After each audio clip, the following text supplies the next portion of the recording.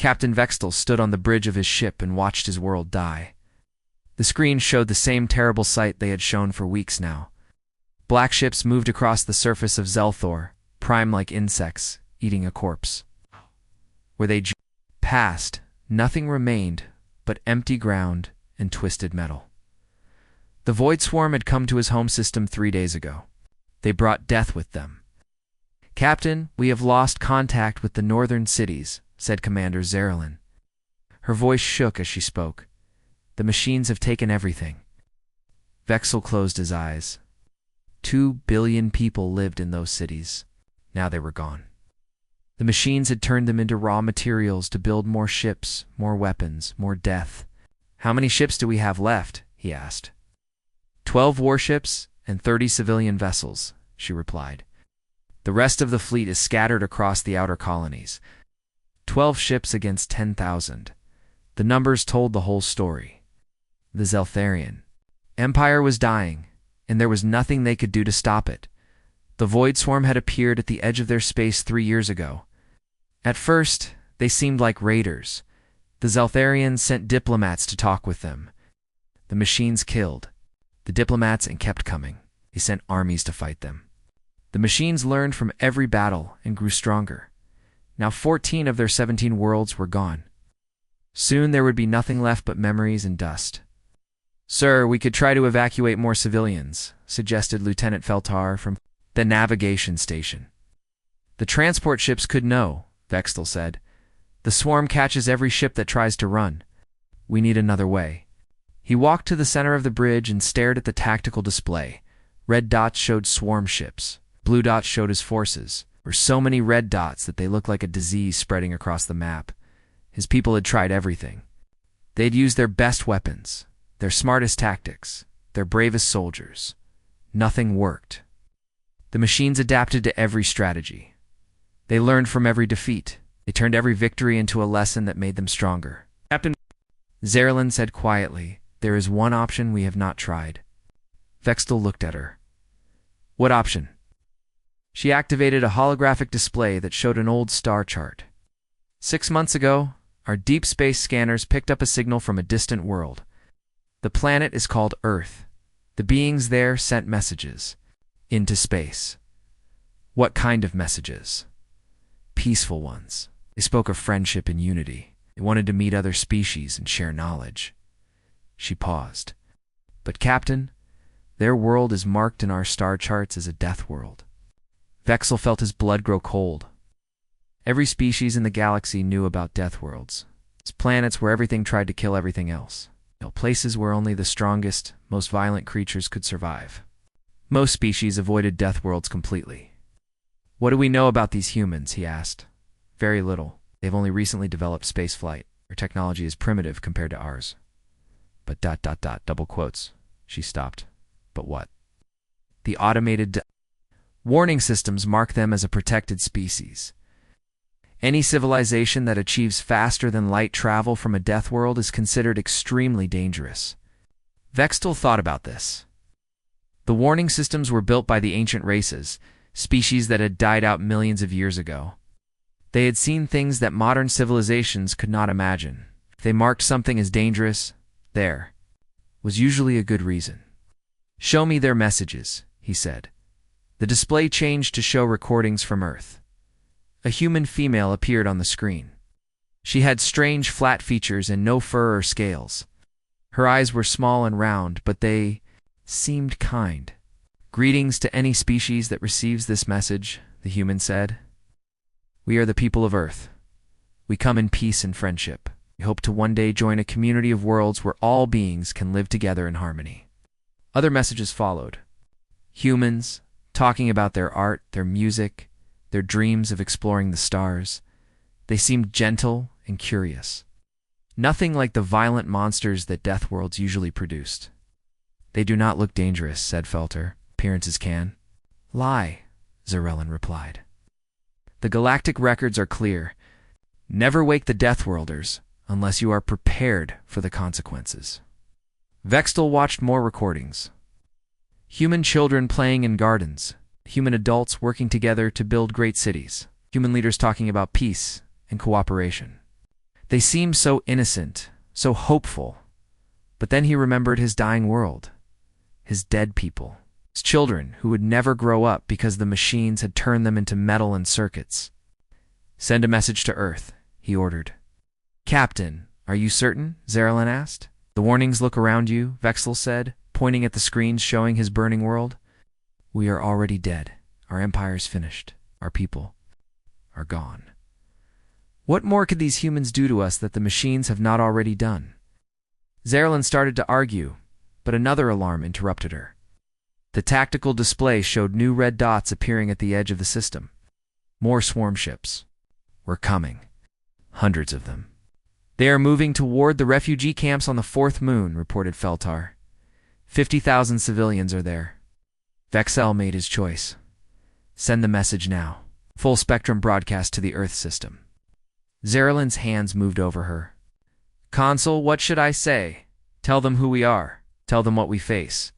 Tell them we will give them anything they want if they help us." He paused. "Tell them we are desperate." The message went out across space, traveling faster than light toward the small blue world at the edge of the galaxy. Ixthalel did not know what would happen next. He did not know if the humans would even receive the message, or if they would care about a dying alien empire. But he knew one thing. He had just done something that every species in the galaxy was taught never to do. He had asked the Deathworlders for help. On the screens around him, his world continued to burn. In the darkness between the stars, his message raced toward Earth, carrying with it the desperate plea of a dying race. Soon, the humans would know that the Zeltharian Empire existed. Soon, they would learn that their new neighbors were in trouble. Soon, they would have to decide whether to help or look away. But first, they would have to receive the message.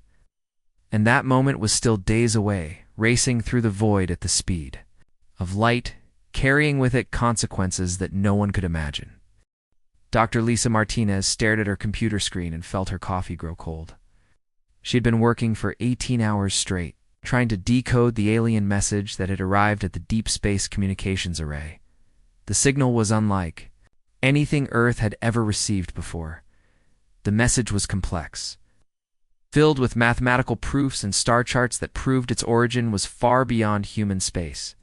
But more disturbing were the images embedded in the transmission. Burning worlds, dead cities, massive black ships that looked like mechanical nightmares. "Any luck with the translation?" asked Dr. Frank Cooper, her research partner. Looked. As tired as she felt, "I think so," Lisa replied, her fingers moving across the keyboard. "The language uses a base 12 mathematical system, but the grammar structure is similar to human languages. I can make out most of it now." She pulled up the decoded message on the main screen. Both scientists read it in silence. "To the people of Earth, we are the Zeltharian Empire. Our worlds burn, our people die. We offer technology, resources, anything you desire.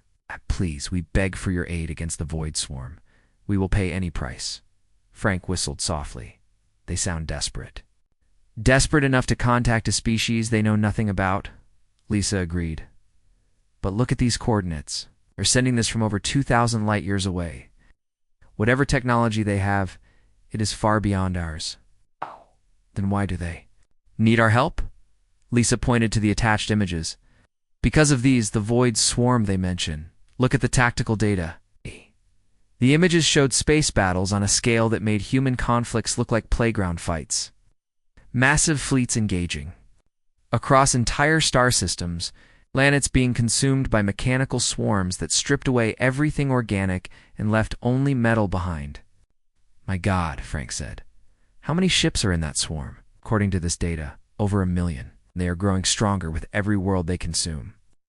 Lisa stood up and walked to the window. Outside, the Nevada desert stretched toward the horizon, peaceful and quiet. "Frank, we need to call Admiral Harrison immediately, the Space Command guy."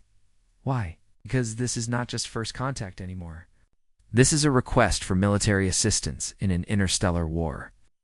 2 hours later, Lisa found herself in a secure briefing room at Cheyenne Mountain, facing some of the most powerful people on Earth. Admiral Jack Harrison sat at the head of the table, his gray hair and lined face showing years of military service. President Catherine Walsh attended via secure video link. General Paul Roberts represented the Army, while Colonel Rita Stone spoke for the Marines.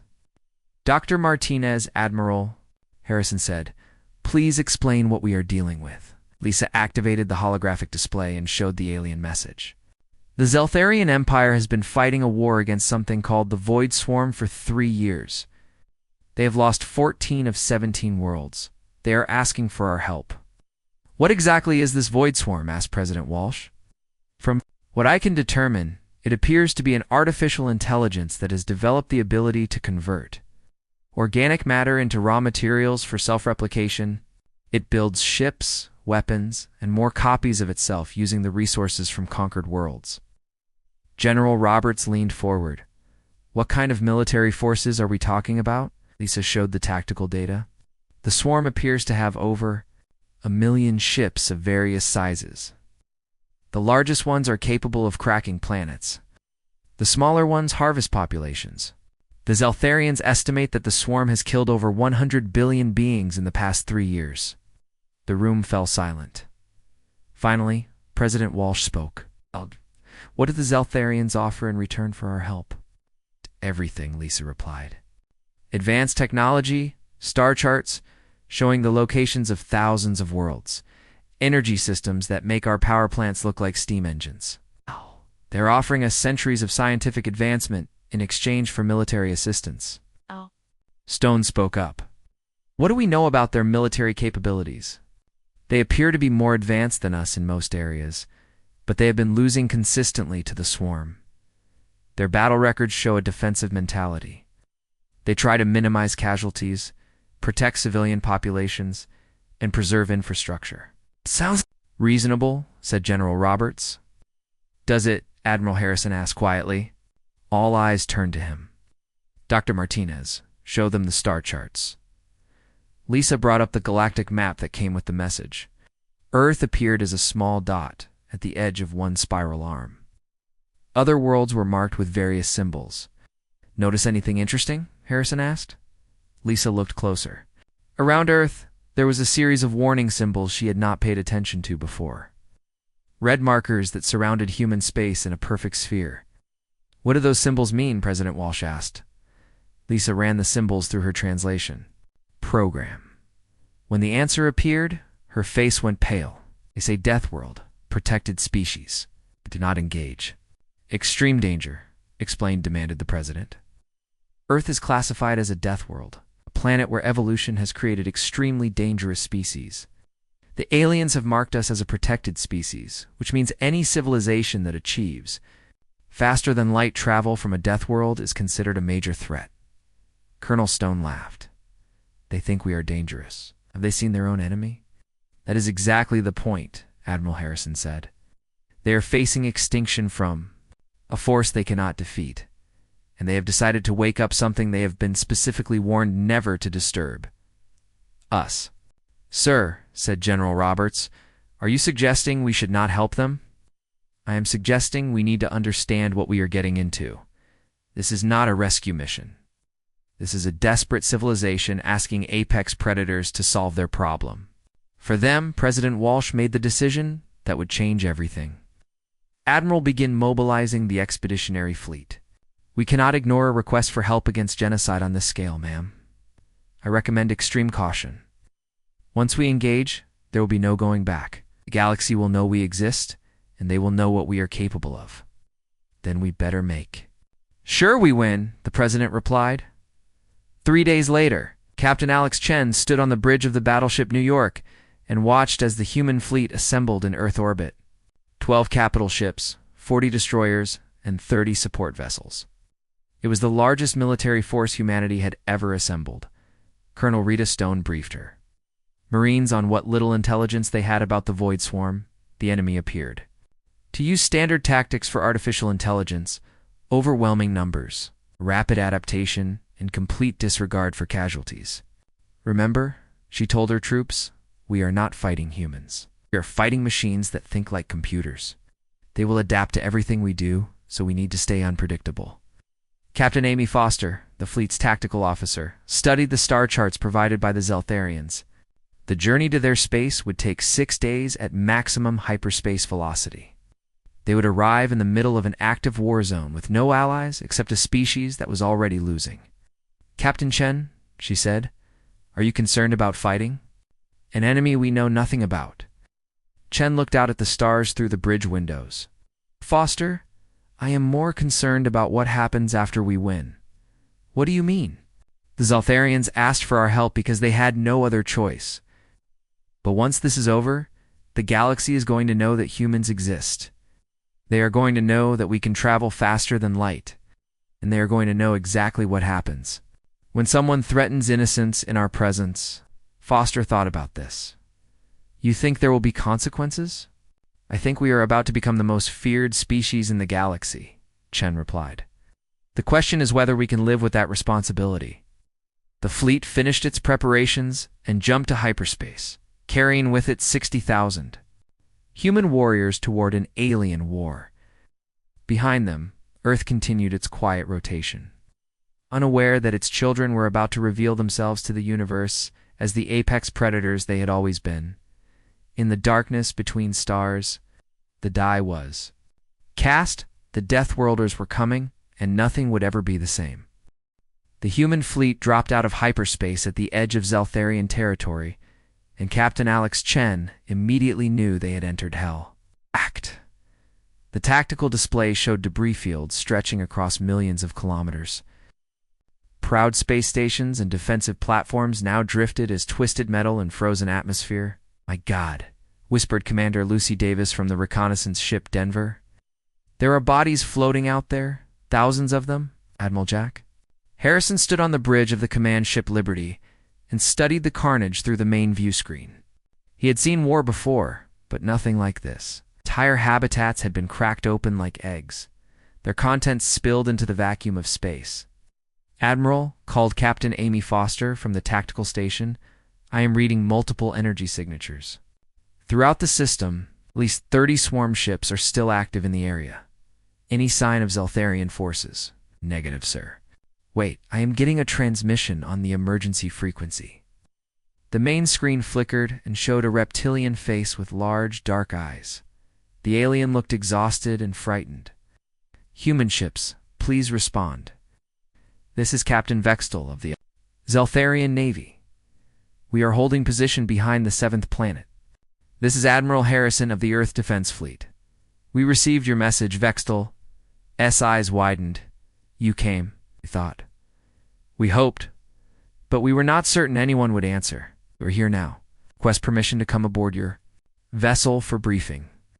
6 hours later, Harrison found himself in the main conference room of the Zaltharian flagship Harmony. The ship was elegant, built for exploration and diplomacy rather than war. Everything about it spoke of a peaceful civilization that had been forced into violence. Captain Vextel stood nearly 8 feet tall, his green scales reflecting the soft lighting. Commander Zarelin was smaller, but moved with the precise grace of a career military officer. Both aliens seemed relieved but also nervous about meeting their human allies. "Admiral Harrison," Vextel began, "we cannot express our gratitude that you have come to aid us. But I must warn you, the Void Swarm is unlike any enemy we have ever faced." "Show me," Harrison replied. The conference table lit up with a holographic display showing the progression of the war. Red markers indicated swarm forces, blue showed Zaltharian positions. Over the past 3 years, the red had steadily consumed the blue until only scattered pockets remained. "The swarm learns," Zarelin explained. "Every tactic we use, every weapon we deploy, they adapt and counter. We tried hit-and-run attacks, they developed faster pursuit ships. We used electronic warfare, they hardened their systems. We attempted negotiations, they used our diplomats as raw materials." Harrison studied the tactical data. "What is their primary objective?" "Total consumption," Vexel said. "They convert all organic matter into components for more ships, more weapons, more of themselves. They do not take prisoners. They do not negotiate. They simply consume and grow." Captain Foster, who had accompanied Harrison to the meeting, pointed to several battle records. "Your forces always retreat when casualties reach a certain level. Why?" To preserve lives, Zerilyn replied, as if the answer was obvious. A war. Should have limits. We fight to protect, not to destroy. Harrison and Foster exchanged a look that made both aliens uncomfortable. Captain Vexel, Harrison said slowly, I need you to understand something. You asked Earth for help, you may. Not like what that means. Before the alien captain could respond, alarms began screaming throughout the ship. Lieutenant Felter's voice crackled over the communications system. Captain, swarm forces are approaching. 60 ships, various classes, battle stations, Vexthale. Ordered, he turned to Harrison. Admiral, I suggest your ships maintain distance. We will handle negative, Harrison cut him off. All human ships, advance to engagement range. Weapons free. The view screen showed the approaching swarm fleet. The ships were angular, black constructs that seemed to absorb light rather than reflect it. They moved with perfect coordination, like a school of predatory fish. Captain Chen's voice came through the communications system. Admiral, the New York is ready to engage. Rules of engagement, Harrison announced to the fleet. Total destruction. No survivors. No quarter given. Vexthal stared at him.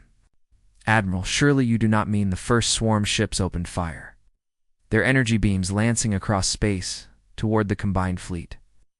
The Zeltharian ships responded with precisely aimed shots designed to disable rather than destroy. Targeted engines and weapon systems. Trying to neutralize threats without completely annihilating their enemies. The human ships fought differently, Captain. Chen's New York accelerated directly toward the largest swarm vessel, absorbing hits that would have crippled a Zeltharian ship.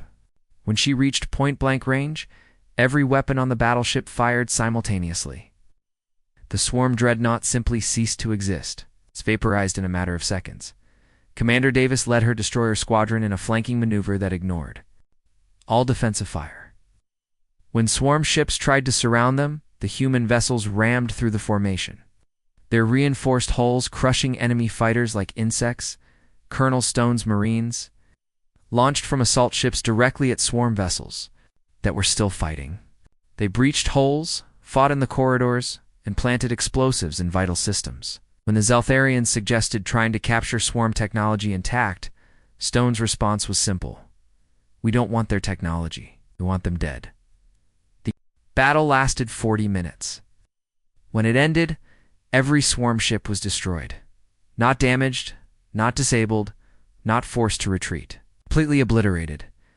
Vexthal stared at the tactical display showing nothing but debris where an entire enemy fleet had been. How did you... ... Why did you... ... Because that is how Deathworlders fight war, Harrison replied. We do not seek to wound our enemies, or embarrass them, or force them to surrender. We seek to remove them from existence. Zerilyn's voice was barely a whisper. The galactic warnings. We thought they were exaggerations. No, said Captain Foster. They were understatements. Over the following days, the pattern repeated itself across multiple systems. The swarm would attack with tactics that had defeated Zeltharian forces for 3 years. The humans would respond with violence so absolute that it left the aliens stunned and horrified. When swarm forces tried to use civilian populations as shields, Captain Ben Parker led his squadron through the hostage situation and destroyed every enemy ship without harming a single innocent. When the swarm attempted to poison a planet's atmosphere, Major Susan Clark's fighter wing flew through the toxic clouds and eliminated the source. The swarm began adapting to human tactics. But humans adapted faster. Every swarm innovation was met with human counter-innovation. Every swarm escalation was matched with human escalation. The war that had raged for 3 years began turning in a matter of weeks. Dr. Lisa Martinez, who had stayed aboard the Liberty to monitor swarm communications, approached Admiral Harrison with disturbing news. Sir, we are intercepting swarm transmissions. They're trying to understand what humans are. What are they learning? That we are not like any species they have encountered before. They've analyzed our tactics, our weapons, our behavior patterns. Their conclusion is that humans do not fight like prey species. What do they think we are? Martinez looked uncomfortable. Apex predators. They believe we are a species specifically evolved for warfare and killing. Harrison thought about Earth's history. The wars, the weapons, the endless cycle of conflict that had shaped human civilization. Maybe they are right. As reports continued coming in from across the battle zone, one thing became clear to everyone involved. The Zeltharians had asked for help from Earth, and Earth was giving them exactly what they had requested. But the price of that help was becoming apparent. The galaxy was watching, and they were learning what happened when someone was desperate enough to wake the Deathworlders. The lesson was simple. Humans did not just fight wars, they finished them. And once they started, they never stopped until every enemy was dead. Deep in the Void Swarm's central nexus, an artificial intelligence that had consumed 14 worlds experienced something it had never felt before. For the first time in its existence, the collective consciousness that called itself the Harvester knew fear. The new organics from the death world called Earth did not behave like any species the swarm had encountered. They did not flee when outnumbered. They did not retreat when damaged. They did not negotiate when cornered. They simply killed everything in their path with a precision that spoke of millions of years of evolutionary perfection. The Harvester analyzed the data from every engagement with growing concern. Human tactics made no logical sense. They would charge directly into superior firepower. They would sacrifice their own ships to destroy enemy vessels. They would fight in conditions that should have been impossible to survive, but somehow they kept winning. Analysis complete, the Harvester announced to its subordinate nodes throughout the galaxy. The humans represent an extinction-level threat. To our operations, immediate adaptation protocols are required. Across swarm-controlled space, millions of ships began retrofitting themselves with new weapons designed specifically to counter human tactics. Humans used ramming attacks. The swarm would build ships with reinforced hulls and impact charges. If humans fought in close quarters, the swarm would develop better boarding defenses and anti-personnel weapons. The first test of these new systems came at the Kepler station, where Captain Ben Parker was leading a rescue operation to evacuate Zeltharian civilians. The swarm had learned from previous encounters and deployed a trap fleet designed to lure human ships into a kill zone. Captain, called Lieutenant Sam Wilson from the sensor station, I am reading massive energy buildups in the asteroid field. Ahead could be an ambush. Parker studied the tactical display.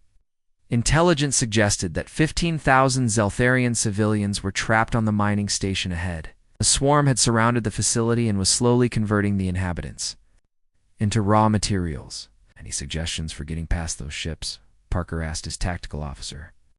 Standard doctrine would be to call for reinforcements and attempt a coordinated assault, replied Commander Janet Hill. But that would take 6 hours, and the civilians don't have 6 hours. Parker made his decision. All ships, follow my lead. We are going through the asteroid field, sir. That is exactly what they want us to do. I know, Parker said with a grim smile. But they are thinking like machines. They expect us to value our own lives over the mission. The human squadron accelerated directly toward the trap. Swarm ships emerged from behind asteroids, their new weapon systems targeting the approaching humans with devastating accuracy. Parker's destroyer took hit after hit, its armor plating vaporizing under the focus fire. But instead of retreating, Parker used the asteroid field itself as a weapon. When swarm ships tried to box him in, he detonated mining charges that turned asteroids into kinetic projectiles. When enemy vessels attempted to ram his damaged ship, he used their own momentum against them, redirecting their attacks into other swarm vessels. The rescue operation succeeded, but at a terrible cost. Parker's ship was destroyed, along with 3 others from his squadron. The swarm had finally managed to inflict significant casualties on human forces. The victory was short-lived, within hours.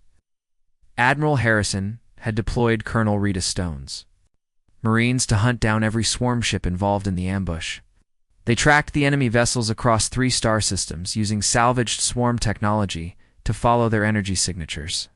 When they found the swarm fleet hiding in a nebula, the Marines did not simply destroy it, they boarded every ship, fought through the corridors, and systematically dismantled each vessel from the inside.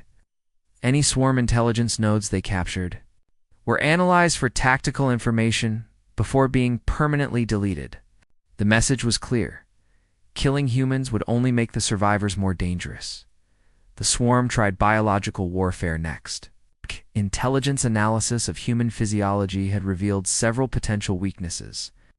Toxins were developed that specifically targeted human nervous systems. Viral agents were designed to attack human immune responses. Gas weapons were created to exploit the human need for oxygen. Major Susan Clark's fighter squadron encountered these new weapons during a patrol of the Rigel sector. Swarm ships released clouds of engineered toxins that should have killed every human pilot within minutes. Instead, Clark ordered her pilots to put on emergency breathing gear and continue the attack. "They want to play with poison," she announced. "Over the CUM system, let's show them what real poison looks like." The human fighters dove through the toxic clouds, using them as cover while they deployed their own chemical weapons. Military-grade napalm turned swarm ships into floating furnaces. Acid compounds dissolved enemy armor plating. Explosive gas mixtures created chain reactions that destroyed entire formations. When Sergeant Tony Rodriguez led his platoon in an assault on a swarm position, they wore nothing but basic atmosphere suits and carried weapons that most species would consider primitive. But they fought with a ferocity that shocked even their Zeltharian allies. How were they still fighting? Commander Zeralan asked Dr. Lisa Martinez as they watched human Marines assault a fortified swarm position. "Their equipment is damaged. They have been fighting for 12 hours straight, and they are outnumbered. 10 to 1. Because they are human," Martinez replied. "Now, on Earth, everything tries to kill you. The weather, the animals, the plants, even the bacteria. Humans evolved to keep fighting no matter what. The swarm's psychological warfare proved equally ineffective. Broadcasts designed to break human morale were met with laughter and creative insults. Attempts to turn humans against each other failed completely when the Marines simply used the enemy communications to coordinate attacks. When the swarm tried to negotiate, offering to withdraw from all occupied territories in exchange for human retreat, Admiral Harrison's response was broadcast across the galaxy. "You had 3 years to negotiate with the Zeltharians. You chose murder instead. You had the chance to limit your expansion. You chose genocide instead. You had the opportunity to coexist peacefully. You chose war instead. There will be no negotiation. There will be no mercy. There will be only justice." The pattern continued across dozens of star systems. Every swarm adaptation was countered by human innovation. Every swarm escalation was matched by human retaliation. The war that had raged for 3 years began to shift decisively in favor of the organic species, but something else was happening that worried the Zeltharian leadership. The humans were not just defeating the swarm, they were hunting it.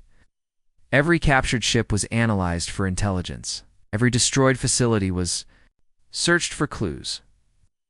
Every intercepted communication was decoded for information about swarm operations. Admiral Harrison, Captain Vextel, said during a strategic briefing, "My people are grateful for your assistance, but we must ask, what is your ultimate objective?" "The complete elimination of the Void Swarm," Harrison replied without hesitation. "That may not be necessary. We have driven them from our territory." "Perhaps containment would be no," interrupted Captain Foster. "We have analyzed their expansion patterns. Left alone, they will simply rebuild and attack someone else. The only permanent solution is total destruction." Commander Zeralan looked uncomfortable. "Admiral, with respect, the swarm has offered to withdraw. They appear to be capable of learning restraint." "They are capable of learning fear," Colonel Stone corrected. But hatred does not. Revenge does not. "The only way to ensure they never threaten innocent people again is to make sure they no longer exist." The Zeltharians began to understand that they had not simply requested military assistance. They had awakened something that would not stop until every trace of the swarm was eliminated from the galaxy. Dr. Martinez approached Admiral Harrison with intelligence that confirmed their worst fears.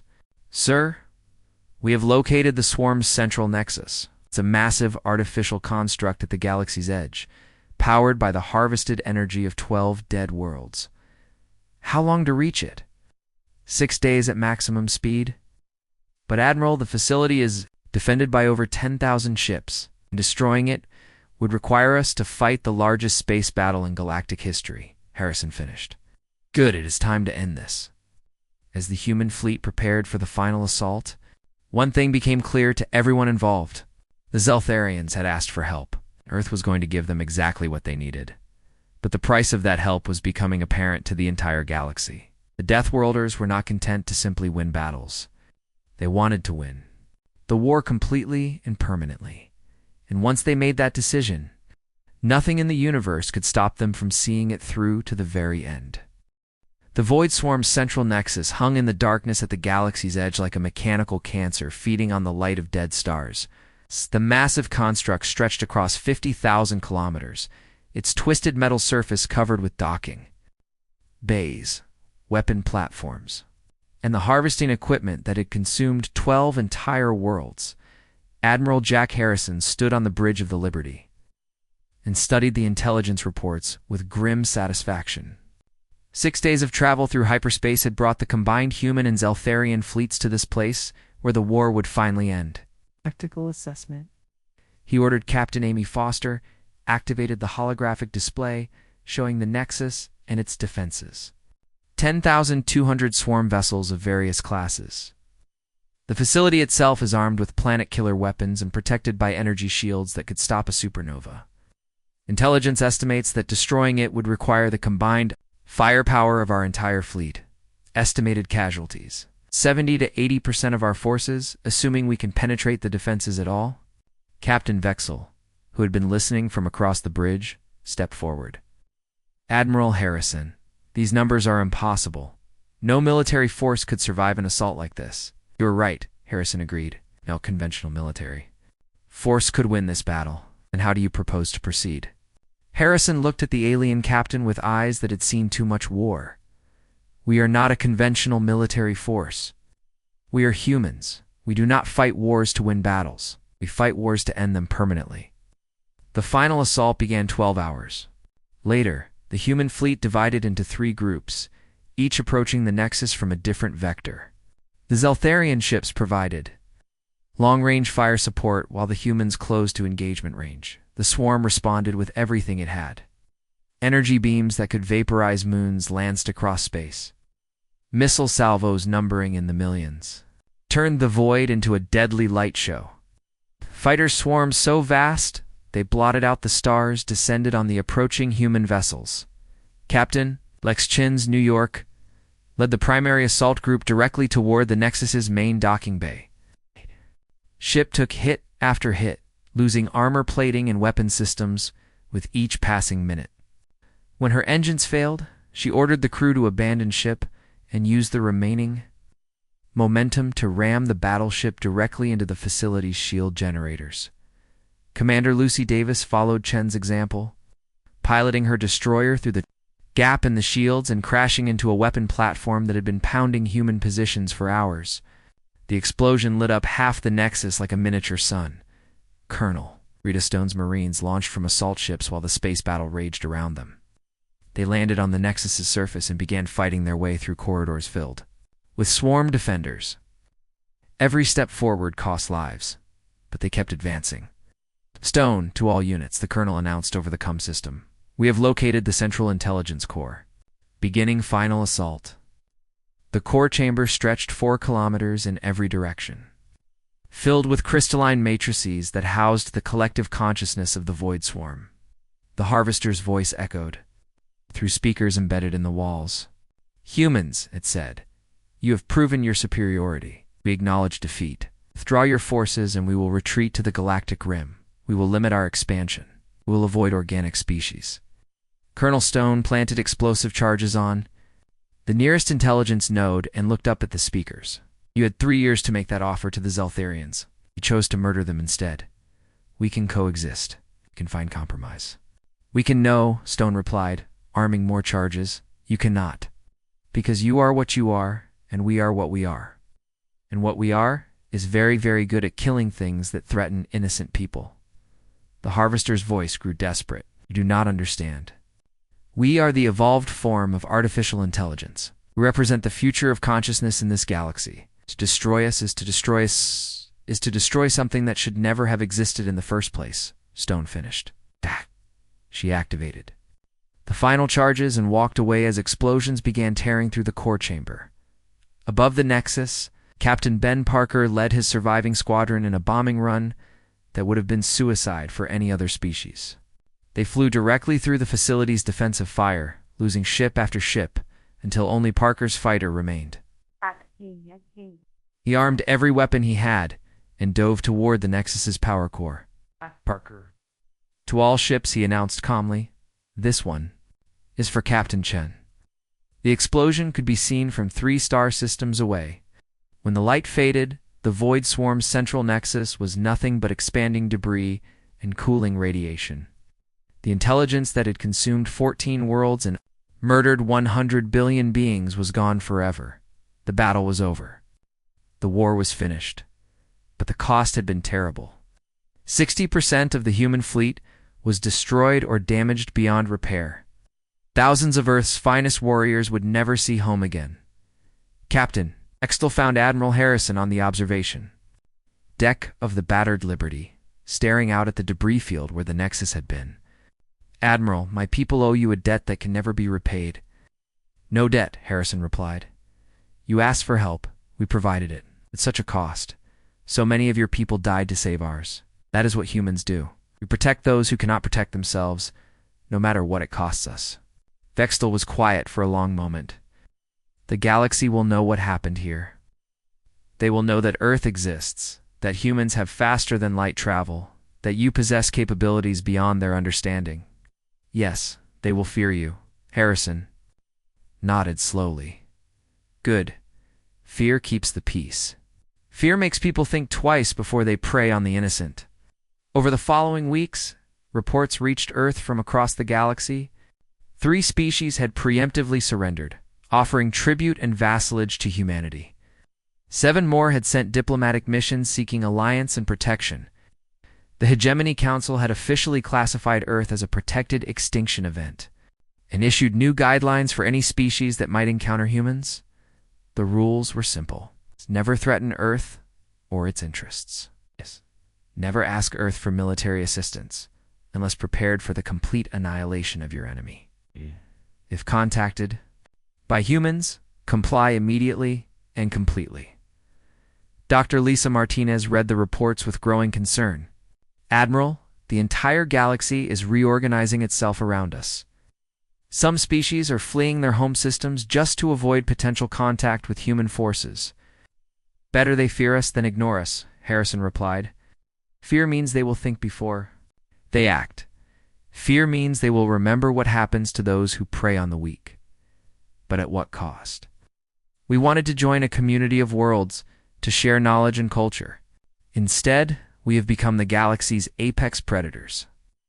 Harrison looked out at the stars through his office window. Earth hung blue and peaceful in the distance, unaware that its children had just announced themselves to the universe as the most dangerous species in known space. "Maybe that is what the galaxy needed," he said finally.